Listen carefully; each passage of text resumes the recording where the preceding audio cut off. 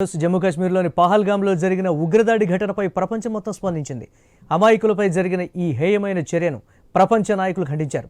America నుంచి Russia వరకు, Italy నుంచి ఇజ్రాయెల్ వరకు ప్రధాన నేతలు ఈ దాడిని తీవ్రంగా తప్పుపడుతూ భారత్కు సంఘీభావాన్ని ప్రకటించారు. ఈ ఉగ్రవాద దాడి ప్రపంచవ్యాప్తంగా చర్చనీయాంశంగా మారింది. ఈ దాడిలో 27 మంది పర్యాటకులు మృతి చెందగా అనేక మంది గాయపడ్డారు.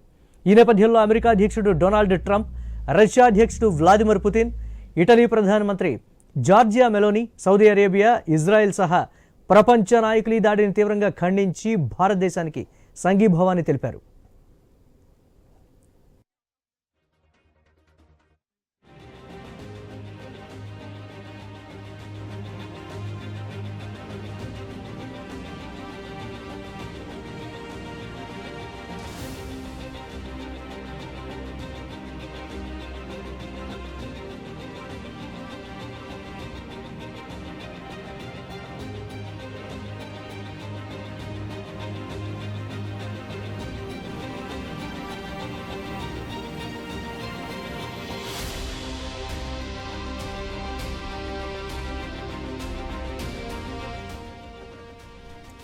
ఈ క్రమంలో అమెరికా అధ్యక్షుడు డొనాల్డ్ ట్రంప్ భారత ప్రధానమంత్రి నరేంద్ర మోదీకి ఫోన్ చేసి పహల్గామ్ దాడిని తీవ్రంగా ఖండించారు.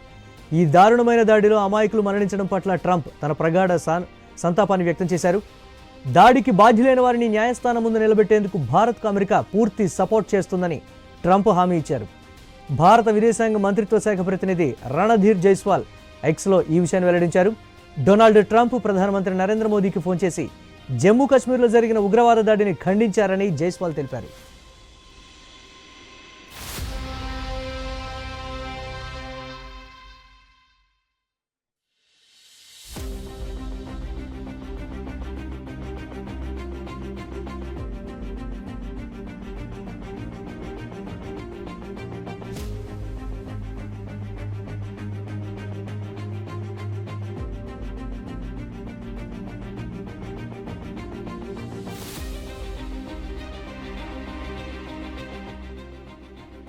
ఇక రష్యా అధ్యక్షుడు వ్లాదిమిర్ పుతిన్ ఈ దాడిని క్రూరమైన నేరంగా అభివర్ణించి దీనికి ఎటువంటి సమర్థన లేదన్నారు. దాడికి బాధ్యులైన వారు తగిన శిక్షను ఎదుర్కొంటారని ఆయన హెచ్చరించారు. ఇటలీ ప్రధానమంత్రి జార్జియా మెలోనీ కూడా ఈ దాడి పట్ల తీవ్ర బాధను వ్యక్తం చేశారు. ఆమె బాధిత కుటుంబాలు, గాయపడిన వారు, భారత ప్రజలకు ఆమె సంఘీభావాన్ని తెలిపారు. పహల్గామ్లో జరిగిన ఈ దాడి తీవ్రంగా కలిచివేసిందన్నారు. భారత ప్రభుత్వానికి, బాధితులకు మా పూర్తి మద్దతు ఉంటుందని మెలోనీ పేర్కొన్నారు. ఇదే సమయంలో ఉగ్రవాదంపై పోరాటంలో ఇజ్రాయెల్ కూడా భారతదేశంతో నిలుస్తుందని సోషల్ మీడియా వేదికగా ప్రకటించారు. ఈ దాడి భారత్ను మాత్రమే కాక ప్రపంచవ్యాప్తంగా ఆందోళన కలిగించింది. ఉగ్రవాదానికి వ్యతిరేకంగా భారత్తో ఐక్యంగా నిలబడాలని పలు దేశాల నాయకులు పిలుపునిచ్చారు.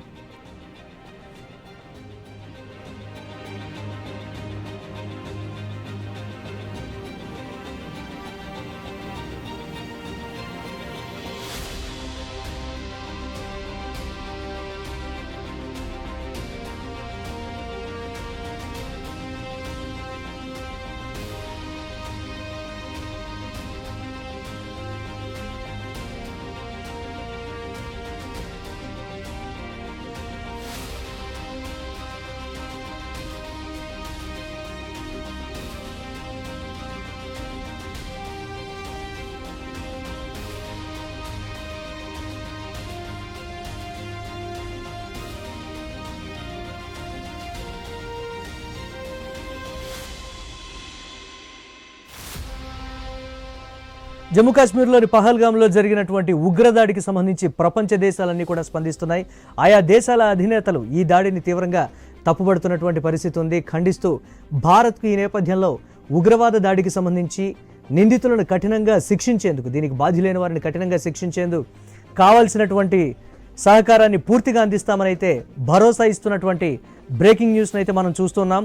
ఈ నేపథ్యంలో మృతులకు సంతాపం తెలుపుతూ కూడా ప్రపంచ దేశాలు చేస్తున్నాయి. పహల్గామ్ ఉగ్రదాడి దారుణమని జార్జియా మెలోనీ కూడా స్పందించినటువంటి పరిస్థితి ఉంది. గాయపడిన వారు త్వరగా కోలుకోవాలనేటువంటి దానికి సంబంధించి ఉగ్రవాదంపై భారత్ ఇప్పటికే పోరాడుతున్న తీరు ఎంతో అభినందనీయమని కూడా కొనియాడుతున్నటువంటి పరిస్థితి. గతంలో ఎప్పుడో జమ్మూ కాశ్మీర్లో రెగ్యులర్గా కూడా దాడులు జరుగుతూ ఉండేవి. కాల్పుల ఉల్లంఘనలు కూడా జరుగుతున్నటువంటి పరిస్థితి. కానీ ఈ స్థాయిలో ఉగ్రవాదులు దాడికి తెగబడ్డారు అనంటే పరిస్థితి ఏ విధంగా ఉందో కూడా అర్థం చేసుకోవచ్చు. భారత్ దీనికి సంబంధించి ధీటుగా స్పందించేటువంటి పరిస్థితి అయితే ఉంది. ప్రధాని నరేంద్ర మోడీ మౌనంగా ఉంటున్నారు అనేటువంటి మాటకు సంబంధించి కూడా ఆయన సన్నిహితులు చెప్తున్నటువంటి మాట. ఆయన మౌనం దీనికి సంబంధించి భారీగా జరిగేటువంటి దాడికే ఒక ఉదాహరణ అని కూడా చెప్తూ ఉన్నారు. రైట్, ఇక దీనికి సంబంధించి మనతో మాట్లాడటానికి అనలిస్ట్ బండారు రామ్మోహన్ గారు అండ్ శ్రీనాథ్ గారు ఇద్దరు కూడా లైవ్లో సిద్ధంగా ఉన్నారు. రామ్మోహన్ గారు నమస్తే అండి. నమస్తే. ఎస్, ఉగ్రదాడిని ప్రపంచ దేశాలన్నీ కూడా తీవ్రంగా ఖండిస్తున్నటువంటి పరిస్థితి ఉంది. సర్జికల్ స్ట్రైక్ కన్నా మరో అతిపెద్ద స్ట్రైక్ అనేది జరగబోతుంది. ప్రధానమంత్రి నరేంద్ర మోదీ మౌనంగా ఉన్నారనేటువంటి ఒక మాట కూడా చెప్తున్నారు. ఆయన మౌనం వెనుక సర్జికల్ స్ట్రైక్ కన్నా ఒక 10 times ఎక్కువగా ఉండేటువంటి పరిస్థితి. ఈసారి పీఓకేను కూడా కంప్లీట్గా మనం తీసేసుకునేటువంటి పరిస్థితులు ఉంటాయనేటువంటి ఒక మాట. పూర్తి స్థాయిలో ఉగ్రవాద మూలాల్ని కూడా పెకిలించేటువంటి ఒక మాస్టర్ ప్లాన్ రెడీ అవుతుందనేటువంటి రకరకాల సమాచారం. ఎలా చూడాలి దీన్ని? మీరు అన్నదాంతో ఏకీభవిస్తున్నాను. ఎందుకంటే మనకు తుఫాను ముందు ప్రశాంతత అంటారు దీన్ని, అట్లా అంటున్నాను. ఎందుకంటే తీవ్రవాదులు ఆశించింది వాళ్ళు సాధించారు, ఆశించింది సాధించలేదు. ఎందుకంటే అంతర్జాతీయంగా ఇవాళ మన 4 రోజుల నుంచి మనకు అమెరికా ఉపాధ్యక్షుడు వాన్స్ మన దేశంలో పర్యటిస్తున్నారు. దాంతో పాటు మోడీ గారు మన విదేశాలకు వెళ్ళడం, అంటే ఇదంతా ఈ రెండు బేస్ చేసుకొని సంఘటన జరిపారు వాళ్ళు. అంటే కావాలని ప్రపంచం అటెన్షన్ అంతా మా దిక్కు ఉండాలని మనకు లష్కర్ తోయిబా ఆఖరి ప్రకటించుకున్నారు కదా, మేమే చేశామని. ఇంకా వాళ్ళ ఉద్దేశం ఏంటంటే ప్రపంచ దృష్టిని ఆకర్షించాలి, మా తీవ్రవాదం పట్ల మేము చంపితే మేము హీరోలం అనే దాన్ని వాళ్ళు ఆశించింది నెరవేరింది. కానీ దానికి రివర్స్ ఎట్లా ఉంటుంది అంటే మీరు చూసాం కదా, ఇప్పుడు మనం ట్రంప్ నుంచి మొదలుకొని చాలా మన విదేశీ ప్రధానమంత్రులు అధ్యక్షులు పూర్తిగా మనకు సంఘీభావం ప్రకటించారు. ఇది మనకు అనుకూలమైన విషయం. వాళ్ళు అనుకుంది ఏంటంటే ఈ రెండు మనకు సౌదీ అరేబియాలో మోడీ గారు తిరుగుతున్నప్పుడు, మన వ్యాన్స్ ఇక్కడ తిరుగుతున్నప్పుడు అమెరికా పత్రికలు కానీ ఇతర పత్రికలు, ఇతర దేశాల పత్రికలు అటెన్షన్ క్రియేట్ అవుతుంది, వాళ్ళ పత్రికల్లో పతాక శీర్షికలో వస్తామని వాళ్ళు ఆశించింది. కానీ అది రివర్స్ అవుతుందని నేను అంటున్నాను.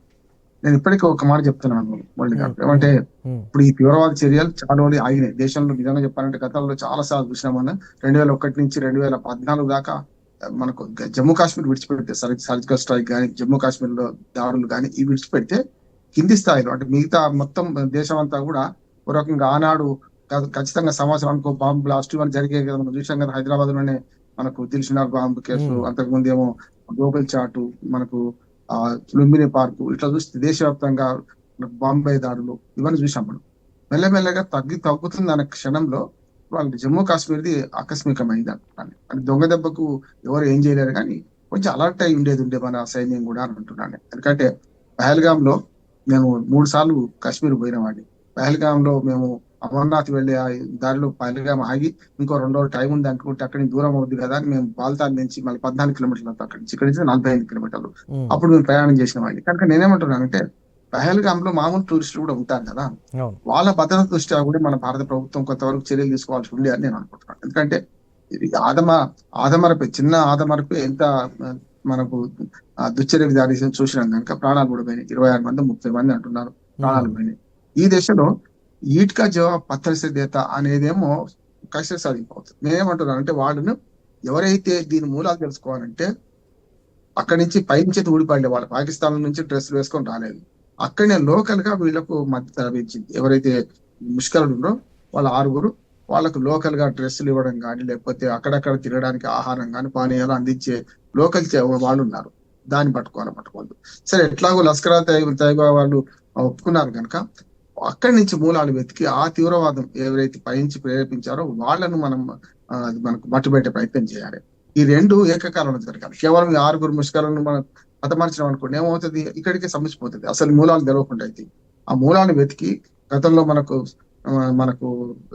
మిగతా ఇప్పుడు మొన్నటి దాకా రాణా హుస్సేన్ రాణా అని ఎట్లా తీసుకొచ్చామో అట్లా బయట దేశాల నుంచి ఎవరైనా ఉంటే అంతర్జాతీయంగా పాకిస్తాన్ ఒంటరి చేయాల్సిన అవసరం ఉంది. ఇప్పుడైతే ఒక రకం చెప్పాలంటే ప్రపంచ నాయకులందరూ మనకు దేశాల అధ్యక్షులందరూ మనకు సంఘీభావం ప్రకటిస్తున్నారు కనుక ప్రపంచంలో పాకిస్తాన్ ఒంటరి చేయాలి మనం దౌత్యపరంగా కూడా. అంతేందుకు మనకు జో బైడెన్ ఒక ఆఫ్ఘనిస్తాన్ లో విఫలమైన తర్వాత అత్యంత తీవ్రవాద దేశం ఏదైనా ఉంటే పాకిస్తానే. నిజంగా చెప్పాలంటే పాకిస్తాన్ కు అనవసరంగా మేము సహాయం చేసిన గతంలో ఇది తప్పైపోయిందని జో బైడెన్ అంతకు ఒప్పుకున్నవాడే. కనుక ఇప్పుడు జో బైడెన్ స్థానంలో ట్రంప్ ఉన్నాడు కనుక ట్రంప్ మనకు పూర్తి అంటే అంతర్జాతీయ వేదికల మీద కూడా పాకిస్తాన్ అంతర్జాతీయ వైఖరిని రామ్మోహన్ గారు మనం చూస్తున్నాం. అంతర్జాతీయ వేదికల మీద కూడా ఎంత అంటే తెగించి మాట్లాడటం కావచ్చు, లేకపోతే పీఓకే ఏంటి అసలు టోటల్ కాశ్మీర్ అంతా కూడా మాదే అనేటువంటి ఒక మాట, పూర్తి స్థాయిలో ఉగ్రవాదాన్ని మేము కూడా కంట్రోల్ చేస్తున్నాం, నిర్మూలిస్తున్నాం అనేటువంటి పరిస్థితుల నుంచి అప్పుడప్పుడు కూడా ఇలాంటి ఉనికి చాటుకునేటువంటి ప్రయత్నాలు అంటారా, లేకపోతే ఎస్ భారతదేశంలో కూడా ఉగ్రవాదం ఇంకా ఉంది, ఉగ్రవాదం లిస్టులో భారతదేశాన్ని కూడా చేర్చాలనేటువంటి రకరకాల ప్రయత్నాల, శాంతిని అనేది కంప్లీట్గా దూరం చేయాలనేటువంటి ప్రయత్నాలు ఏదైనా కావచ్చు, బట్ ఇటువంటి దాడిని అయితే ఖండించాల్సినటువంటి పరిస్థితి ఉంది. ఒకసారి మాట్లాడదాం. ఇక అనలిస్ట్ శ్రీనాథ్ గారు ఉన్నారు, వారితో కూడా మాట్లాడదాం. శ్రీనాథ్ గారు నమస్తే. నమస్తే మురళి గారు. టోటల్ కాశ్మీర్నే మేము తీసేసుకుంటామని అంతర్జాతీయ వేదికల మీద కూడా చెప్పినటువంటి ఒక మాట, పూర్తి స్థాయిలో ఆ దిశగానే ఉగ్రవాదులతో చేతులు కలిపి పాకిస్తాన్ ఉగ్రవాదుల్ని పెంచి పోషించి పాకిస్తాన్ ఆ దిశగానే అడుగులు వేస్తోంది అనేటువంటి ఒక మాట. భారతదేశం మెతక వైఖరి కూడా, మెతక వైఖరి అని అంటే మనంగా ఇప్పుడు వెళ్ళి దాడులు చేసేటువంటి పరిస్థితి ఉండదు, అవతలవాడు ఎదురు వస్తే తప్ప మనంతట మనం చేసేటువంటి పరిస్థితులు. కానీ ఇప్పుడున్నటువంటి సిచ్యువేషన్లో మనమే లీడ్ తీసుకొని తిరగబడితే తప్ప ఇటువంటి వాటిని జరగకుండా ఉంటాయనేటువంటిది రకరకాలుగా అభిప్రాయాలు కూడా వ్యక్తమవుతున్నాయి. ఏం చెప్తారు మీరు?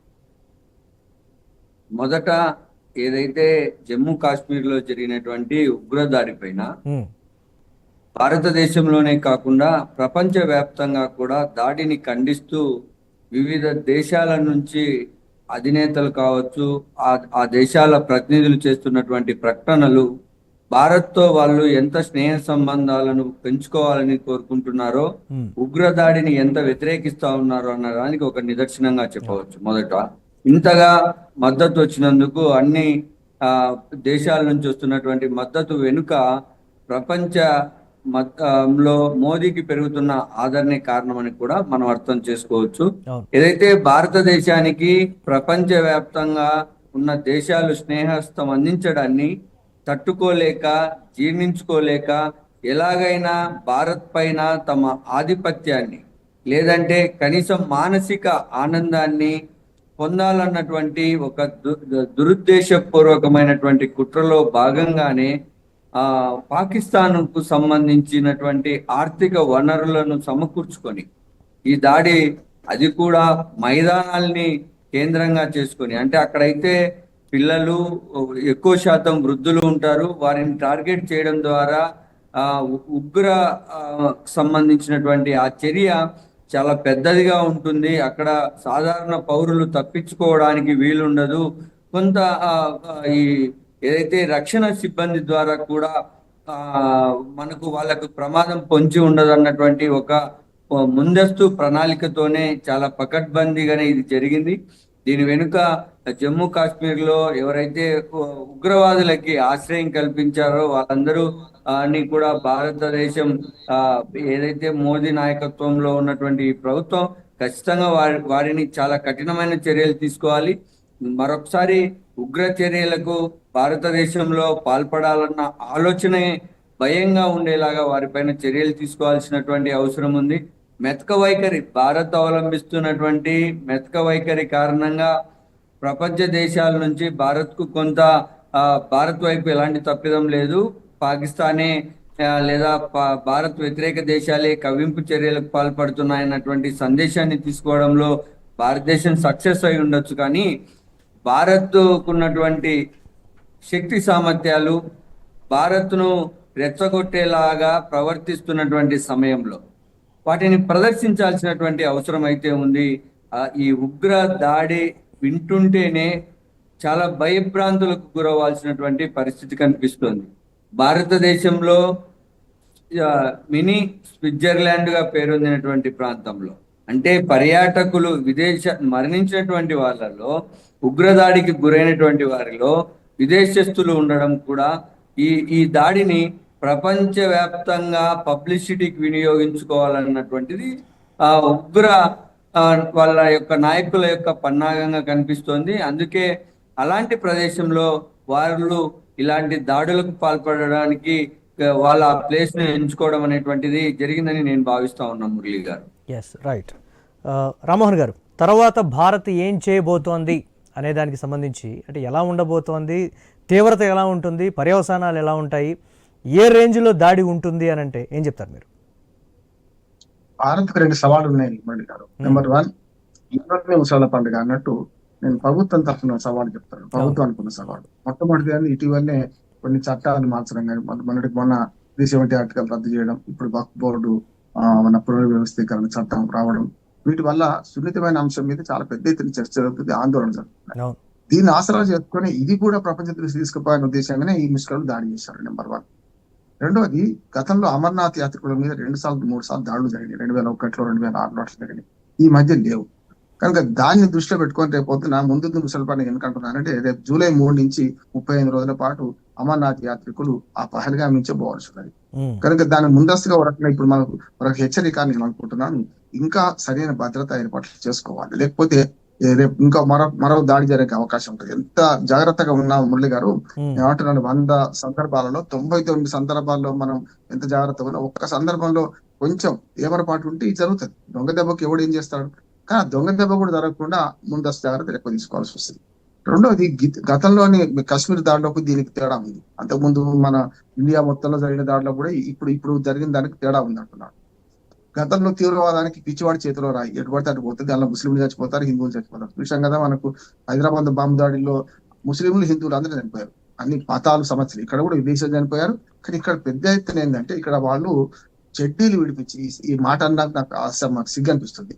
అంటే చెడ్డీలు కూడా విడిపించి వాళ్ళ పురుషాంగాన్ని పరిశీలించి మరి చంపారు. మతాన్ని పరిశీలించారు, మతం గురించి అడిగారు, మన ఖురాన్లో సూక్తులు చదవమన్నారు. అంటే స్పష్టంగా వాళ్ళ దాడి హిందూ మతం మీద లేకుంటే ముస్లిం కాని వాళ్ళ మీద ఉన్నది కదా. విదేశం చచ్చిపోయిన వాళ్ళకి హిందువులు కాదు కదా. అందుకని అట్లా చూసుకుంటే ముస్లింలు కాని వారి మీద దాడి చేసే ప్రయత్నం జరిగింది. ఇది చాలా తీవ్రంగా తీసుకోవాలి మనం. ఎందుకంటే గతంలో చెప్తాను కదా, జనసమర్థం ఉన్న దగ్గర బాంబులు వేసి వెళ్ళేవారు. అందులో ఎవరు చచ్చిపోతారో పెద్ద తెలియదు, ఎవరైనా చచ్చిపోవచ్చు. కానీ ఇక్కడ అట్లా కాదు. స్పెషల్లీ 6 ఒక్కొక్కరిని మాట్లాడుకుంటూ పరీక్షించుకుంటూ హిందూ అంటే ముస్లిం కానివాడని తెలుసుకొని మరి చంపారు. నెంబర్ 1. అందులో పురుషులను చంపారు, స్త్రీలను పిల్లలను విడిచిపెట్టారు. ఎందుకంటే గతంలో ఒక బాంబు దాడి జరిగితే అందరూ పిల్లలు, ముసలు, వృద్ధులు, మహిళలు అందరూ చనిపోయేవారు. ఇప్పుడు ఇక్కడ అట్లా కాదు, మగవాళ్ళని మాత్రం టార్గెట్ చేసేసారు.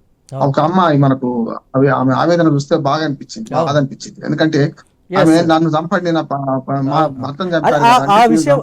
ఆ విజువల్ మాత్రం ప్రపంచ వ్యాప్తంగా కూడా ఎంత బాధ కలిగించిందంటే, కాళ్ళ వేళ్లబడి ప్రాధేయపడ్డా కానీ వదిలిపెట్టినటువంటి పరిస్థితి ఉందంటే ఏ స్థాయిలో ఆ క్రూరత్వం ఉంది, అక్కడ మారణ హోమం జరిగింది అనేది కూడా తలుచుకుంటేనే ఒక రకమైనటువంటి బాధ కూడా వ్యక్తమవుతుంది. రామోహన్, బ్రేకింగ్ న్యూస్ చూస్తున్నాం. జమ్మూ కాశ్మీర్లోని పహల్గాంలో జరిగిన ఘోర ఉగ్రదాడి నేపథ్యంలో ప్రధాని మోదీ చర్యలు చేపట్టారు.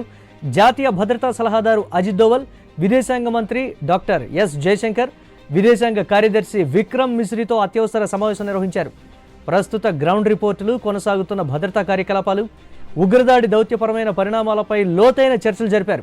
భద్రతా వ్యవస్థను మరింత బలోపేతం చేయడం, బాధితులకు సహాయం అందించడం, ఈ దాడి వెనుక ఉన్న వారిని గుర్తించి తగిన చర్యలు తీసుకోవడంపై దృష్టి సారించినట్టు తెలుస్తోంది. సాయంత్రం కేంద్ర కేబినెట్ కీలక సమావేశం కానుంది. కేంద్ర ప్రభుత్వం తీసుకున్న చర్యలను అఖిల పక్షానికి వివరించేందుకు కేంద్రం సిద్ధమవుతోంది.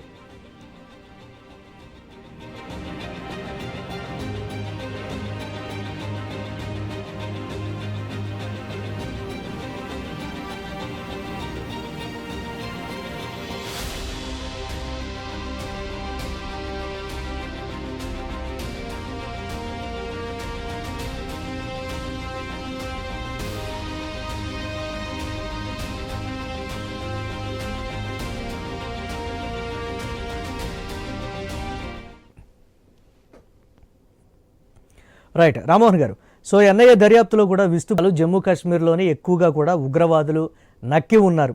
సరే వేరే రూపంలో ఉన్నారా, లేకపోతే పీఓకేలో ఉన్నారా, లేకపోతే గత కొన్నేళ్ల నుంచి కూడా అక్కడ మారు పేర్లతో ఉన్నారా, స్లీపర్ సెల్స్గా ఉన్నారా అనేటువంటి ఒక ఇది ఉంది. ఎందుకు ఆ వ్యవస్థని నిర్మూలించేటువంటి దానిలో జాప్యం జరుగుతోందా, లేకపోతే సున్నితమైనటువంటి ప్రాంతం కాబట్టి అక్కడ ఉగ్రవాదుల ఏరివేత అనేది కొంచెం ఇబ్బందికరంగా మారిందనేటువంటి పరిస్థితి, మనకు ఉన్నటువంటి ఇంటెలిజెన్స్ వ్యవస్థ ఎంత స్ట్రాంగ్గా ఉందో తెలిసినటువంటి పరిస్థితి ఉంది. కానీ ఎందుకు అక్కడ పదే ఇటువంటి పరిస్థితులు అనేవి ఏం చెప్తారు మీరు? గారు, ఒకసారి మన జమ్మూ కాశ్మీర్ చరిత్రను ఉగ్రవాద చరిత్రను పరిశీలిస్తే మొట్టమొదటి 62లో చైనాతో యుద్ధం వచ్చింది, అది పోయింది. ఇప్పుడు వాళ్ళ చైనాతో డైరెక్ట్ యుద్ధం లేదు, ప్రత్యక్ష యుద్ధం లేదు మనకు. కానీ పాకిస్తాన్ 65 కానీ 71 కానీ తర్వాత కార్గిల్ యుద్ధం కానీ తర్వాత సర్జికల్ స్ట్రైక్ మనం చూస్తే ఇవన్నీ చూస్తే మనకు జమ్మూ ఎప్పుడు కూడా పాకిస్తాన్ మనం కవిస్తున్నది. వాళ్ళకి ఏంటంటే లోకల్ గా బలమే, గతంలో కొన్ని చర్యలు చేపట్టాం. ఉదాహరణకు మనకు నోట్ల రద్దు వల్ల మిగతా దేశం అంతా పెద్దగా మార్పు రాదని వాదించడం నేను కానీ, ఒక జమ్మూ కాశ్మీర్ లో స్టోన్ పెల్లర్స్ ఆగినాయి అంటే కొంతవరకు 500 నోటు ఇస్తే రాళ్ళేసే పిల్లలు తయారయ్యారు కదా, అది పోయింది. అవును. దానికి దేనికని చెప్పుకోవాలి. రెండోది ఏంటంటే సర్జికల్ స్ట్రైక్ వల్ల కూడా కొంత భయం పడ్డది. కానీ ఎప్పుడు కూడా పాకిస్తాన్ పాలకులు తమకు రాజకీయ భవిష్యత్తు లేదని ఇబ్బంది పడ్డ ప్రతిసారి కూడా సైన్యం ఇన్వాల్వ్ అవుతుంటారు. ఇప్పుడు సైన్యాధ్యక్షుడు మొన్న మాట్లాడింది ఏంది, మన కాశ్మీర్ గురించి, ఎన్నడైనా సరే కాశ్మీర్ మాది అంటున్నారు కదా, అది కూడా ఇప్పుడు ఈ ఉగ్రవాదులకు మనకు ఊతం ఇచ్చిందని నేను అంటున్నాను. ఇక జమ్మూ కాశ్మీర్ లో పరిస్థితి, నేను 3 సార్లు జర్నలిస్ట్ గా టూరిస్ట్ గా పోయిన సందర్భంలో చూస్తే జమ్మూ కాశ్మీర్ లో లోకల్స్ ఇంకా జనజీవన సరంతిలో కలుస్తలేరు, మనతో కలుస్తలేరు. స్పష్టంగా అక్కడ వాళ్ళకి ఆ గ్యాప్ ఉన్నది, మనకు వాళ్ళకి ఆ గ్యాప్ ఉన్నది. దాన్ని ఎంత దూరం చేద్దాం అనుకున్నా కలవడకపోవడానికి వాళ్ళ మతం అడ్డం వస్తుంది, లేకపోతే ఓసారి భయం అడ్డం వస్తుంది. తీవ్రవాదులకు ఆశ్రయం ఇచ్చేది 2 ఉంటాయి. ఒకటి సానుభూతి, వాళ్ళతో కలిసి అది కరెక్ట్ అనుకుని చేయడం. రెండోది భయం కూడా ఉంటుంది. అడ్వకేట్ గా నేను కేసులు చేస్తుంటే పబ్లిక్ సెక్యూరిటీ యాక్ట్ కింద అన్నం పెట్టిండ్రు నక్సలైట్ కానీ కేసులు అయ్యాయి. నేను ఏమంటున్నాను, జడ్జి ఇంటికి వచ్చి బెదిరిస్తే కూడా జడ్జి కూడా అన్నం పెడతారు కదా, అన్నం పెట్టడం నేరం ఎట్లా అయిద్దాయా అని నేను జడ్జి గారిని ప్రశ్నించి వాళ్ళు బెయిల్ తీసుకున్న సందర్భాలు ఉన్నాయి. అంటే భయంతో ఒకటి ఆశ్రయం ఇస్తారు, రెండోది సానుభూతితో ఇచ్చే ఆశ్రయాలు పెద్దయ్యి అక్కడ అంటున్నాడు, భయంతో కాదు. కొంత డబ్బు కూడా పనిచేస్తుంది. ఈ తీవ్రవాదులు ఏం చేస్తారంటే విచ్చలవిడిగా డబ్బు వెదజల్లి ఆ ఆశ్రయం తీసుకునే పరిస్థితి కూడా చేసుకొస్తారు. అక్కడ పేదరికం ఉంది, దాంతో పాటు మనకు ఈ మతం ఒకటి ఉన్నది. ఈ రెండింటి ఆసరా చేసుకొని వాళ్ళు చేసిన సందర్భం ఉంది. ఇంకొకటి, ఇటీవల 370 ఆర్టికల్ అదే రద్దు అయిన తర్వాత చాలా మంది పెట్టుబడి పెట్టడానికి అక్కడికి వెళ్తారు. ఇది కనుక కొనసాగితే రేపు పొద్దున జమ్మూ కాశ్మీర్ లో తాము ఉనికికి ప్రమాదం అవుతుందని చెప్పి ఇంకొక వెర్షన్ కూడా మనకి వస్తుంది. దానివల్ల కూడా ఈ తీవ్రవాదులు పెరిగిపోయినరు, అంటే పెట్టరైపోతున్నారు అని ఒకటి వస్తుంది. ఇటీవలనే మన కొత్తగా ఇప్పుడు మనకు బుల్లెట్ ట్రైన్ మనకు మన వందే భారత్ ఎక్స్ప్రెస్ పెద్దది మన ప్రారంభించే చర్యలు చేస్తున్నారు, పూర్తిగా బుల్లెట్ ప్రూఫ్. దాంతో నేను గతంలో ఇప్పుడు ఈసారి పోదాం అనుకున్నాను, ట్రైన్ ఎక్కాలని నాకు బాగా ఉండేది. కనుక ఇప్పుడు ఏమైంది, ఆ ట్రైన్ ప్రారంభం అయితే ఎక్కువ మంది భారతదేశానికి పూర్తి కనెక్టివిటీ పెరుగుతుంది. అంటే ఇప్పుడు లేదని కాదు, రోడ్డు మార్గంగా పోవాలి. అప్పుడైతే డైరెక్ట్ గా అయితే విమానమో రోడ్డు మార్గంగా పోయేవాళ్ళు ట్రైన్ లో బారాముల్లా నుంచి మనకు ఇక్కడ నుంచి మనకు జమ్మూ కాశ్మీర్ నుంచి డైరెక్ట్ గా మనం అక్కడ దాకా వెళ్లే అవకాశం వస్తుంది. కనుక ఇప్పటిదాకా మధ్యకే ఉంది. కనుక ఈ సొరంగాలు ఏర్పాటు చేయడం, అద్భుతమైన నిర్మాణాలు చేయడం, మనకు చీనా నది మీద చాలా పెద్ద ఎత్తున హై లెవెల్, ప్రపంచంలో హై లెవెల్ బ్రిడ్జ్ కట్టడం, అంటే ఈ తీవ్రవాదులకు ఆర్టికల్ 370 రద్దు తర్వాత అక్కడ సెక్యూరిటీ వ్యవస్థ కావచ్చు, లేకపోతే సైనికులు కావచ్చు, ఇప్పుడు మీరు అన్నట్టుగా పహల్గామ్లో టూరిస్టులు అనేది పెరిగారు అనేటువంటి ఒక మాట. బట్ ఎందుకు అక్కడ సెక్యూరిటీని తగ్గించారు? అక్కడ గాయపడ్డటువంటి వారు కావచ్చు, లేకపోతే బాధితులు చెప్తున్నటువంటి మాట ఏంటంటే అనుకున్న స్థాయిలో సెక్యూరిటీ ఎక్కడా లేదు. వచ్చిన వాళ్ళు కూడా అక్కడ అడపదడప మాకు కనపడ్డ వాళ్ళు కూడా మేము ఆ ఉగ్రవాదుల్ని కూడా దీనికి సంబంధించి సైనికులే అనుకున్నాం తప్ప ఎక్కడ మాకు అంత అనుమానం కూడా రాలేదు, ఎక్కడ కూడా మాకు సైనికులు కనపడలేదు అనేటువంటి మాట. ఎందుకు తగ్గింది అంటే ఏం చెప్తారు మీరు? ఎవరి పాట అంటున్నాను, అందుకని మొట్టమొదటి చెప్పాను కదా మురళి గారు మీకు. ఏమంటున్నానంటే అక్కడ చిన్న ఎవరి పాట ఇంత పెద్ద మన దుర్ఘటనకు దారి తీసినట్టున్నాను. మేము పోయినప్పుడైతే ప్రతి దగ్గర చెకింగ్ జరిగేది, హిందువుల ముస్లింల అనే సమస్య కాకుండా సైన్యం ఎక్కడ పడితే అక్కడ కనిపెట్టేది. మెల్లమెల్లగా 370 ఆర్టికల్ రద్దు తర్వాత కొంత ప్రభుత్వం అశ్రద్ధ చేసిందేమో అనుకుంటున్నాను, కానీ మనం ఆరోపించలేం. కానీ మొత్తం మీద సైనిక బలాల ఇది ఆత్మస్థైర్యాన్ని దెబ్బతీయకుండా ఉండాలి మనం. కానీ ఏర్పాట్లలో ఏదైతే ఈ భద్రతా ఏర్పాట్లలో విఫలమైన సంఘటన అయితే ఇప్పుడు మన ఇక్కడ కనపడుతుంది. పహల్గాంలో మైదాన ప్రాంతం పక్కనే అడవి, మేము ఒక రోజంతా అక్కడ ఉన్నాం, మమ్మల్ని పోనీయకపోతే. అది మనకు మాకు రిజిస్ట్రేషన్ తర్వాత ఉంటే అక్కడ దాన్ని బట్టి మనకు అర్థమవుతుంది ఏంటంటే టూరిస్టులు ఈ మధ్యన పెరుగుతున్నారు. ఇంతకుముందు శ్రీనాథ్ గారు అన్నట్టు కొంచెం మనకు స్విట్జర్లాండ్ లాగా ఉంటది కనుక అక్కడికి వచ్చి సేవ తీరుదామని వచ్చాడు. దాన్ని ఆసరా చేసుకొని ఈ తీవ్రవాదులు ఈ సైనిక డ్రెస్లలో ఎక్కడి నుంచి వచ్చారు ఏమిటి అని తెలుస్తుంది. ఒకవేళ నిజంగానే అక్కడ మన భద్రతా ఏర్పాటు సరిగ్గా ఉంటే ఆ ముష్కలను అప్పుడే కాల్చి చెప్పేవాళ్ళు కదా.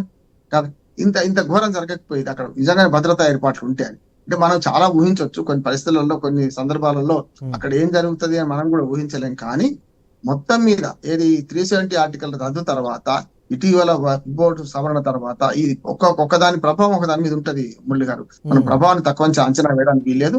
ఖచ్చితంగా ప్రభుత్వం అప్రమత్తతే అంటున్నారు. అందుకని ఇవాళ క్యాబినెట్ మీటింగ్ చేస్తున్నారు. మనకు అజిత్ దోవల్ మనకు భద్రతా సలహాదారు, ఆయనతో సమావేశం అవుతున్నారు. ఏం జరిగింది, శివశంకర్ గారు మంచి దౌత్యవేత్త, ప్రపంచం అంతా మనకు విదేశాంగ మంత్రి ప్రమాణం తిరుగుతున్నారు.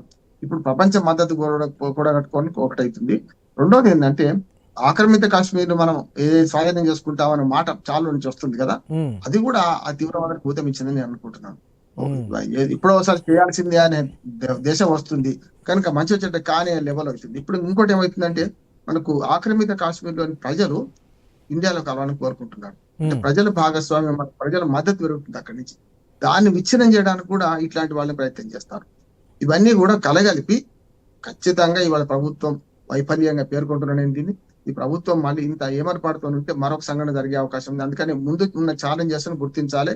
ఒకటి, ఇప్పుడు రిజిస్ట్రేషన్ జరుగుతున్నాయి, ఇది మన అమర్నాథ్ తగ్గుతాయి. ఎందుకు తగ్గుతాయి అంటే ఎందుకు గొడవ అని మనం అనుకుంటాం.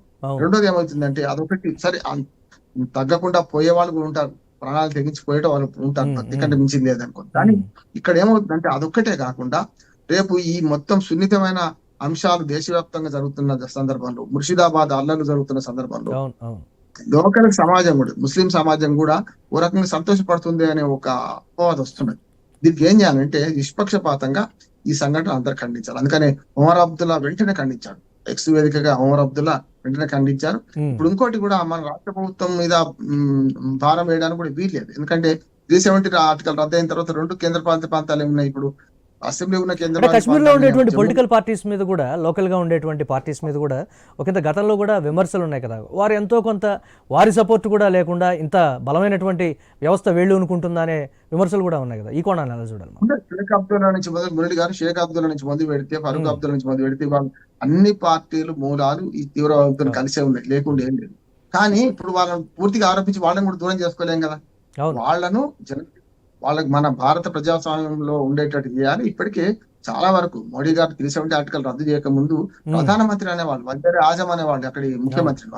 దేశంలో చట్టాలు చదువుతుంటే ఎక్సెప్ట్ జమ్మూ కాశ్మీర్ అని చట్టం చేసుకునే వాళ్ళం గతంలో చూసినాం కదా. ఇవన్నీ పోయి వాళ్ళ పూర్తిగా భారతదేశంలో విలీనమైంది ఎప్పుడంటే 370 ఆర్టికల్ రద్దు తర్వాతనే. అంతకుముందు వాళ్ళ ఫీజులు బీకేసినాం, వాళ్ళ కూరలు బీకేసుకుంటూ వచ్చినాం, నిలబడలేదు. తక్కువ ఏం చేయాలి, కాంగ్రెస్ ప్రభుత్వం కూడా తప్పు చేయలేదు, మనం బీకేసుకుంటూ వచ్చినాం. కానీ అంతిమంగా ఉన్న కూర బీకేసింది మన 370 ఆర్టికల్. ఒక చిన్న శ్రీనాథ్ గారు, టార్గెట్ పిఓకే అనేది కూడా ఇప్పుడు రాబోయేటువంటి చర్చగా కూడా మారింది.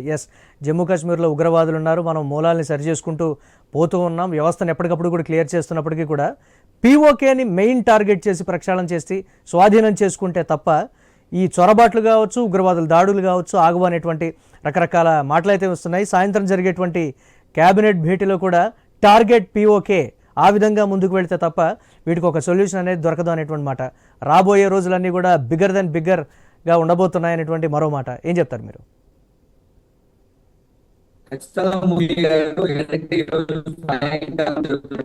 కేంద్ర ప్రభుత్వానికి సంబంధించినటువంటి క్యాబినెట్ మీటింగ్ లో చాలా కఠినమైనటువంటి ఆడియో కట్ గా వస్తుంది. శ్రీనాథ్ గారు ఒకసారి ఆడియో చెక్ చేసుకోండి, కట్ గా వస్తుంది.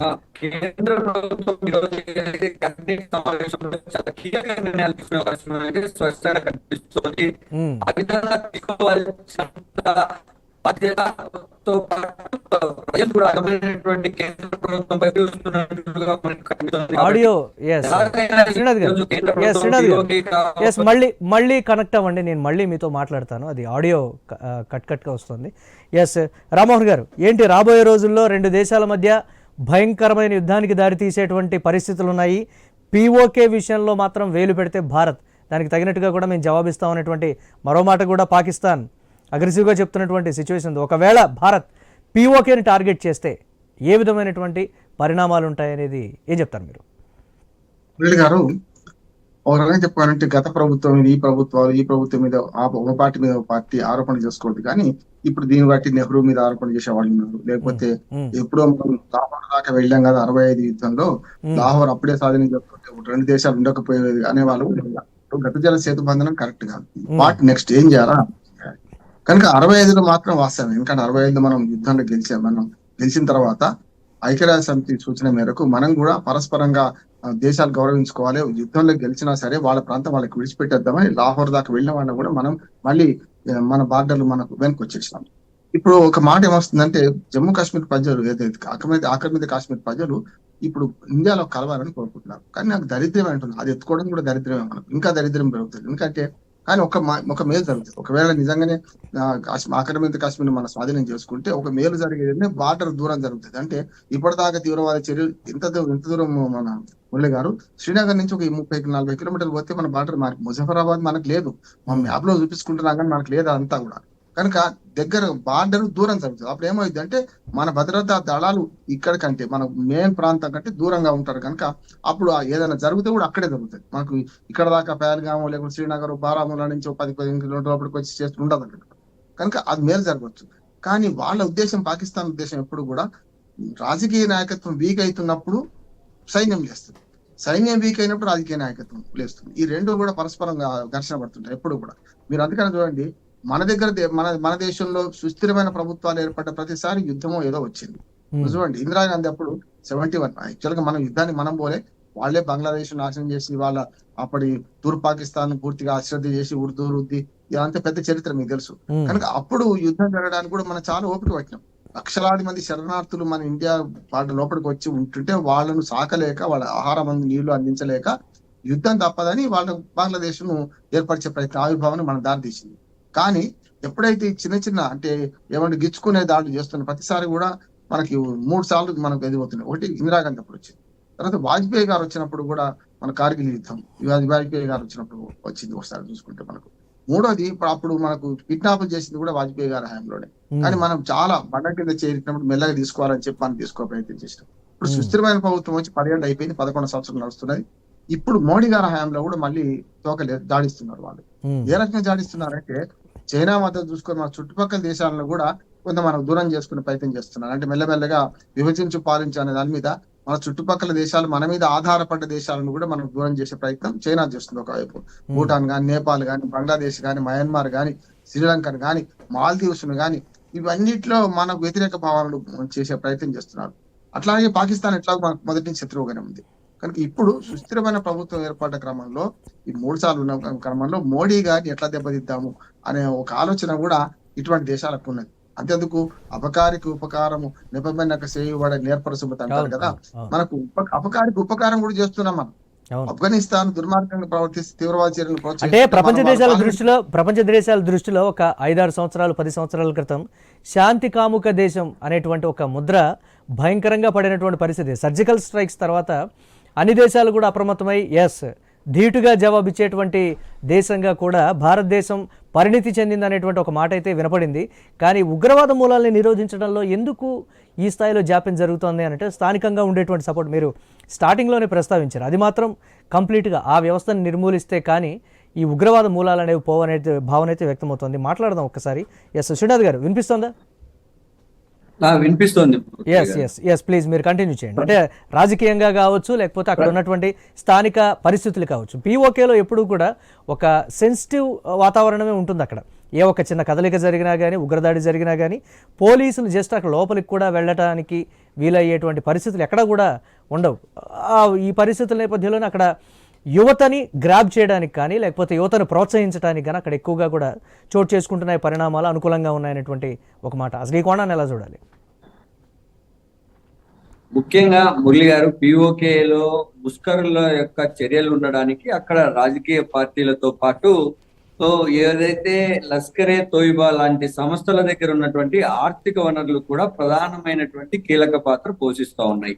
అక్కడ ఏదైతే మతానికి సంబంధించినటువంటి అంశంలో కావచ్చు, లేదంటే వారి యొక్క ఆర్థిక పరిస్థితులు చాలా దారుణమైన సందర్భంలో వారిని డబ్బుతోనూ, మతంతోనూ, భయంతోనూ ఇలా అనేక రకాలుగా అక్కడ ఉన్నటువంటి స్థానికులను భయపెట్టో, లోబరుచుకోనో, లేదా వారికి కావాల్సినటువంటి ఆర్థిక వనరులను సమకూర్చో వారిలో భాగస్వామ్యం అయ్యేటటువంటి పరిస్థితి కనిపిస్తోంది. దీనిని నివారించడానికి ప్రధానంగా ఎక్కడైనా కానీ నిరుద్యోగ సమస్య కూడా ఇందులో ప్రధాన కారణంగా కనిపిస్తుంది. రాజకీయ పార్టీలకు కావాల్సినటువంటి ఆర్థిక వనరులు కూడా ఆ ముష్కర సంస్థల నుంచే వచ్చేటటువంటి అవకాశాలు ఉన్నటువంటి నేపథ్యంలో రాజకీయ పార్టీలు కూడా వారితో లోపాయకారి ఒప్పందాల్లో చాలా స్పష్టంగా మనం గతం నుంచి చూస్తా ఉన్నాం. ఈ నేపథ్యంలో అక్కడ ఏదైతే కేంద్ర ప్రభుత్వాలు తీసుకుంటున్న చర్యలకు ఎప్పటికప్పుడు వాళ్ళు కూడా అప్రమత్తమవుతున్నటువంటి పరిస్థితి కనిపిస్తోంది. చాలా సందర్భాల్లో జమ్మూ కాశ్మీర్ లో రాష్ట్ర ప్రభుత్వాలు వారికి అండదండలు ఇచ్చినటువంటి సందర్భాలను కూడా మనం చూసాం. వీటిని అన్నిటినీ లోతుగా అధ్యయనం చేయాలి. లోతుగా ముష్కరులు ఎక్కడైతే బాగా వేస్తా ఉన్నారు వారిని నిరోధించడంతో పాటు అసలు వీరు ఆ సంస్థల్లో చేరడానికి యువకులు ఎందుకు ఆసక్తి చూపుతా ఉన్నారో ఆ ఆసక్తి వెనుక ఉన్నటువంటి వారి యొక్క ఆర్థిక సంబంధాలు, ఆర్థిక పరమైన సంబంధాలా లేక మతపరమైనటువంటి సంబంధాలా, వీరిని ఎవరు ప్రేరేపిస్తున్నారు అన్నటువంటి వాటిపైన పూర్తిగా దృష్టి పెట్టాలి. రిక్రూట్మెంట్ ఆగినప్పుడు ఏదైతే లష్కరే తోయిబా లాంటి సంస్థల పట్ల యువకులు ఆకర్షితులు కాకుండా చూడగలిగినప్పుడు దాదాపుగా సగం మనం ఇలాంటి దాడులను మనం అరికట్టవచ్చు. తర్వాత మిగతా అంశాల పట్ల జాగ్రత్తలు తీసుకుంటే మాత్రం కొంత ఉపశమనం లేదా ఇట్లాంటి దాడులు జరగకుండా నిరోధించాల్సినటువంటి సందర్భాలు మనకు దొరికే అవకాశాలు ఉంటాయి. మరొకవైపు ఇట్లా ముష్కరులు భద్రతా దళాల యొక్క దుస్తులతో నిన్న వచ్చిన సందర్భంలో భద్రతా వైఫల్యం మనం కనిపించింది. ఈ రోజు మనం ఎందుకంటే భద్రతా దళాల యొక్క మనోస్థైర్యాన్ని సార్ చెప్పినట్లు దెబ్బతీయడం అని కాదు, మనం ఖచ్చితంగా మన లోటుపాట్లను చర్చించాల్సినటువంటి అవసరం ఉంది. ఎంతో పేరు ప్రఖ్యాతలు భద్రతా దళాలకు, మన భారతదేశానికి సంబంధించిన భద్రతా దళాలకు ఉన్నాయి. అలాంటి నేపథ్యంలో ఇలా భద్రతా వైఫల్యంతో ముష్కరులు ఈ దాడి పాల్పడ్డారన్నటువంటి వార్త ప్రపంచవ్యాప్తంగా పబ్లిష్ అయినటువంటి సందర్భంలో భారతదేశ భద్రత పైనే అనుమానాలు తావిచ్చేటటువంటి ఆస్కారం ఉంది. దీనిని ప్రభుత్వం ఖచ్చితంగా కట్టడి చేయాల్సినటువంటి అవసరం ఉంది. ఎందుకంటే ప్రపంచవ్యాప్తంగా ప్రపంచవ్యాప్తంగా భారతదేశానికి వచ్చేటటువంటి వాళ్ళు చాలా మంది ఉన్నటువంటి నేపథ్యంలో వారికి భరోసా ఇవ్వాల్సినటువంటి అవసరం ఉంది. పర్యాటకులే కాదు, చాలా మంది ఇతర దేశాల నుంచి పెట్టుబడులు పెట్టడానికి కూడా భారత సంతతికి చెందినటువంటి వారు వివిధ దేశాలలో ఉన్నత స్థాయిలో ఉన్నటువంటి నేపథ్యంలో వారు భారత్ వైపు చూస్తూ ఉన్నారు. ఇప్పుడు ప్రపంచంలోనే మంచి టూరిస్ట్ హబ్ గా, మినీ స్విట్జర్లాండ్ గా, ఇలా అనేకమైనటువంటి అవకాశాలు ఉన్నటువంటి ప్రాంతంలో విదేశీయులు చనిపోవడం అనేటువంటిది ఉగ్రదాడిలో భారతదేశానికి కొంత విదేశాలతో నెలకొల్పాలనుకున్నటువంటి స్నేహ సంబంధాలకు కొంత విఘాతంగానే మనం పరిగణించాల్సి ఉంటుంది. కాబట్టి వీటన్నిటిపైన కేంద్ర ప్రభుత్వం, కేంద్ర కేబినెట్ లో చర్చకు వస్తుంది. ఖచ్చితంగా దాడికి ప్రతిదాడి ఎంత ముఖ్యమో, ఏదైతే భద్రతకు సంబంధించి భరోసా ఇవ్వడంతో పాటు భద్రత దాడి చేయాలన్నటువంటి వారి యొక్క ఆలోచనలను తుంచివేయాల్సినటువంటి అవసరం ఉంది. అంత నేరుగా, అంత క్రూయాలిటీగా ప్రవర్తించిన వారిపైన అదే స్థాయిలో దాడి చేయాల్సినటువంటి అవసరం కూడా సైన్యానికి ఉందని కూడా పబ్లిక్ గా అనుకుంటున్నటువంటి మాటలు ఇవి. మన మీద ఎంత దాడి చేశారో దానికి రెట్టింపునటువంటి దాడిని ప్రజలు కోరుకుంటా ఉన్నారు. కాబట్టి ప్రజాస్వామ్యంలో ఒక హత్య మనల్ని చేసినా మనం వాళ్ళని చేసినా ఒకటే అనేటువంటి వాదించే వాళ్ళు కూడా చాలా మంది ఉంటారు. వాళ్ళ ఈ ప్రాణాలు కాదా అనే వాదించే వాళ్ళు కూడా తెరపైకి వచ్చేటువంటి శ్రీనాథ్ గారు వస్తున్నటువంటి చర్చ ఏంటి అనంటే, మనం స్పందించేటువంటి తీరు ప్రపంచ దేశాలన్నీ కూడా చూడాలి, స్పందిస్తే ఇలా స్పందించాలి అనేటువంటి తీరులో లేదు. మనం టెర్రరిస్ట్ వాళ్ళ అటాక్కి సంబంధించి మనం రెస్పాండ్ అయితే మాత్రం భయంకరంగా ఉండాలనేటువంటిది కొంతమంది చెప్తున్నటువంటి మాట. ఎస్, వాళ్ళకి బుద్ధి చెప్పి సమాధానం చెప్పి మన దగ్గరికి రాకుండా ఉంటే ఆ విధంగా చూడండి అనేటువంటి మెతక వైఖరితో మాట్లాడేటువంటి మాటలు అయితే ఉన్నాయి. కానీ ఎటువంటి పరిణామాలకు దారి తీస్తుంది అనేది ఒక భయంకరమైనటువంటి నిర్ణయం తీసుకుంటారా, లేకపోతే భయంకరమైనటువంటి పరిస్థితులకు దారి తీస్తుందా అనేది కూడా చూడాలి ఎలా ఉండబోతుంది అనేది. ఫైనల్గా రామ్మోహన్ గారు, ప్రపంచంలో కొన్ని దేశాల మధ్యలో ఆల్రెడీ ఇప్పటికే ఆయా దేశాల మధ్య జరుగుతున్నటువంటి యుద్ధాలు ఏళ్లకేళ్లు నడుస్తున్నటువంటి పరిస్థితి ఉంది. ఏమాత్రం తీసుకున్నటువంటి నిర్ణయాల్లో కొంచెం అటు ఇటు అయినా కానీ భయంకరమైన యుద్ధాలకి కొన్ని నెలల పాటు సాగేటువంటి యుద్ధాలు మనం చూస్తూ ఉన్నాం.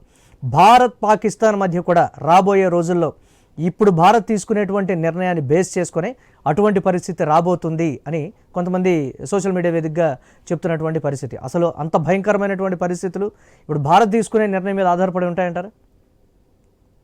మనం ఎప్పుడు కూడా శాంతి కాముకులం, ఎప్పుడు కూడా యుద్ధానికి మనం కాదు దువ్వలేదు. చైనాతో కానీ పాకిస్తాన్ తో 3 సార్లు యుద్ధం కానీ ఎక్కడ దువ్వలేదు. ఇప్పుడు కూడా దువ్వమనే అనుకున్నాను. ఎందుకంటే సర్వే జన సుఖినో భవంతు, లోక సమస్త సుఖినో భవంతు అనే సూత్రం అనేది. అంతేందుకు మీకు మహాభారతాన్ని ఒక 2 నిమిషాలు ముగిస్తాను. మహాభారతంలో ధర్మరాజు అంటాడు ఏమనంటే, కౌరవులు పాండవులు 105 మంది వేరు, మన మీదకి ఎవరైనా వస్తే 105 ఒకటి, అందరం కూడా కౌరవులే అంటారు కదా. అట్లానే శిశుపాలుని తప్పులు 100 అయ్యేదాకా కూడా శిశుపాలుని కృష్ణుడు చంపలేదు. 100 తప్పులు అవుతున్నాయి. పాకిస్తాన్ 100 కాదు 150 తప్పులు అవుతున్నాయి. దీన్ని ప్రపంచవ్యాప్తంగా ఎండగట్టి మనకు సానుభూతి సంపాదించుకుంటే యుద్ధం కంటే గొప్ప గెలుపు అంటున్నాను గతంలో. అందుకనే జో బైడెన్ ఉదహరించింది అందుకే నేను. వాళ్ళ పాకిస్తాన్ ఉగ్ర దేశం, దాంతో ఎవరు సంబంధాలు పెట్టుకోవద్దు అనే లెవెల్లా ట్రంప్ మాట్లాడితే మనం దూరకు మనిషి మాట్లాడుతున్నాం అనొచ్చు. కానీ జో బైడెన్ ఒక కన్జర్వేటివ్ వరకు చెప్పాలంటే బాగా పూర్తిగా సమయంలో పాటించేవాడు కనుక మాటకారి కాదు. కానీ అటువంటి ఆయన పాకిస్తాన్ గురించి పోయినసారి ఆయన అధికారంలో ఉన్నప్పుడు అన్నాడు ఆయన. అందుకని ఏమంటున్నాను అంటే ప్రపంచ దేశాల మద్దతు ఫస్ట్ కూడా కట్టుకోవాలి. యుద్ధం పరిష్కారం కాదు, ప్రపంచ దేశాలను మద్దతు కూడా కట్టు. మనం ఏదైనా చర్య కఠినంగా తీసుకుంటే ఇంతకంటే ఏం చేస్తారే వాళ్ళు అనే పరిస్థితి రావాలి. అందుకని శిశుపాలను దేశంలో అంతర్గత వ్యతిరేకత వచ్చేటువంటి పరిస్థితి ఉండదంటారు ఇప్పుడు. కానీ మనం వాళ్ళు రియాక్ట్ అయినట్టుగా మనం రియాక్ట్ అవ్వకపోతే దేశంలో అంతర్గతంగా ఒక చర్చకు దారితీసి ప్రభుత్వం మీద ఒక వ్యతిరేకత వచ్చేటువంటి పొలిటికల్ ఇష్యూస్ కి దారి తీయమంటారు. ఎవరు అన్నది. ఎందుకంటే మనము చర్య తీసుకుంటే విమర్శించాలి ఎక్కువ ఉన్నారు, అదే సమస్య ఉన్నది మనకు. అంతేందుకు కాంగ్రెస్ పార్టీ నుంచి ఎందుకు రాజకీయం వచ్చింది కనుక మురళి గారు నేను మాట్లాడుతున్నాను. మనకు మల్లికార్జున ఖర్గే చాలా వైస్ మ్యాన్ గా మనం స్పందించాడు ఈ సంఘటన మీద. పొద్దున చూడండి రాహుల్ గాంధీ ఎంత చిల్లర ప్రవర్తించాడు, దుర్మార్గం ప్రవర్తించాడు. నేను రాజకీయ జోలికి పోవద్దు అనుకున్నాను కానీ అదే చెప్తున్నాను. ఎందుకంటే ఇప్పుడు దేశంలో ఒకటే పార్టీకి సంబంధించిన అధ్యక్షుడు ఓ రకంగా స్పందించి మేమందరం మీ వెంట ఉన్నాం, ఇవాళ ఈ తీవ్రవాద చర్యలను అరికట్టాలని మల్లికార్జున ఖర్గే హుందా కంటే ఇది వీళ్ళ పార్టీ పరంగా చూసి రాహుల్ గాంధీ స్పందించిన తీరు వేరుగా ఉందంటున్నా నేను. అందుకని 105 మంది కౌరవుల సంగతి ఎందుకు చెప్తున్నానంటే మన భారతదేశంలో రాజకీయ విభేదాలు నిన్న ఉన్నాయండి. కానీ పరాయి దేశం మన మీదకి వస్తే 105 మన కౌరవులు ఎట్లా అనుకున్నారో ధర్మరాజు ఏం చెప్పిండో ఇక్కడ కూడా జరగాలని కోరుకుంటున్నాడు. కానీ ప్రజల మనోభావాన్ని బట్టి మనం ఊరుకుంటే లాభం లేదని సోషల్ మీడియాలో వచ్చే దీన్ని బట్టి ప్రభుత్వాలు స్పందించబట్టున్నారు. ప్రభుత్వాలంతా ఆషామాషిగా మోడీ ఉన్నా ఇంకెవరైనా స్పందించారు అట్లా అధ్వానంగా ఉండదు. యుద్ధాన్ని తీసుకోవచ్చుకోవాలంటే చాలా ఆలోచించాలి. మీరు అన్నది ఇంతకుముందు భౌతిక యుద్ధాలు వచ్చినాయి, ఆ యుద్ధాలు వేరు ఇది వేరు. ఆ యుద్ధాలు భౌతిక యుద్ధాలు రెండు దేశాల మధ్యన. కానీ ఇది ఎట్లా కాదు, ఈ తీవ్రవాదం అంతర్జాతీయంగా అందరూ నష్టపోయిన వాళ్ళే. ఇప్పుడు 9/11 ట్విన్ టవర్స్ లొల్లి చూసినాం కదా మనం అమెరికాలో, దానికి మత తీవ్రవాదం కాదా? అందుకని బిల్ క్లింటన్ ఒక మాట అన్నారు, ఏమైనా ఎప్పుడో చాలా రోజుల క్రితం ఆయన పదవి విరమణ చేసిన తర్వాత మాట అన్నారు, ప్రపంచంలో తీవ్రవాదులు 2 రకాలు, ఒకటేమో వామపక్ష తీవ్రవాదం, ఒకటేమో రెండోది మత తీవ్రవాదం. మత తీవ్రవాదానికి ప్రధానమైన కారణం ఏంటంటే ఎక్కడైతే పేదరికం పెరిగిందో అక్కడ మత తీవ్రవాదం పెరుగుతుందన్నాడు. ఇప్పుడు సమస్య ఏంటంటే సౌదీ అరేబియాలో ఎందుకు మత తీవ్రవాదం లేదు, యుఏ ఎందుకు లేదు అంటే దానికి కారణం ఏంటంటే వాళ్ళు ఆర్థికంగా సెటిల్ అయిన వాళ్ళకి లొల్లి లేదు.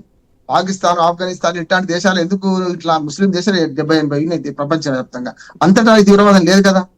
వీళ్ళు ఎందుకంటే ఆర్థికంగా పేదరికం ఎక్కువ ఉంటుందో, నిరక్షరాస్యత ఎక్కువ ఉంటుందో అక్కడ ఈ మన తీవ్రవాదం పెరిగే అవకాశం ఉంటుంది. అంటే ఇంతకుముందు శ్రీనాథ్ గారు చెప్పినట్టు డబ్బు అవసరం ఉంటది, భయం ఉంటది, రామ్మోహన్ గారు గతంలో ఉగ్రదాడి జరిగినప్పుడు ఆ నిందితులకి సరైనటువంటి శిక్ష పడలేదు, ఉరి శిక్ష అయితే ఖరారు చేశారు కానీ ఉరికమ్మం ఎక్కలేదు, వారు ఇప్పటికీ కూడా శిక్షించబడలేదు అనేటువంటి రకరకాల మాటలు కూడా భారతీయ వ్యవస్థలో మనం గతంలో చూసాం. మొన్న కూడా డిబేట్లో మనం మాట్లాడుకున్నటువంటి పరిస్థితి ఉంది. కానీ ఇప్పుడున్నటువంటి పరిస్థితిలో ఆ స్థాయిలో మనం కానీ రియాక్ట్ అవ్వకపోతే ఇప్పటికీ కూడా ఒక చేతగాని వాళ్ళలాగా లేకపోతే మన మంచితనాన్ని ప్రపంచం చేతగానితనంగా తీసుకుంటుందా అనేటువంటి రకరకాల మాటలు వస్తున్నాయిగా. మారుతున్న కాలంతో పాటు కొన్ని ఇలాంటి విషయాల్లో సిద్ధాంతాలను కూడా మార్చుకొని అటాకింగ్గా వెళ్తే తప్ప అన్ని సరికావు అనేటువంటి మరో మాట. దీన్ని ఎలా చూడాలంటారు?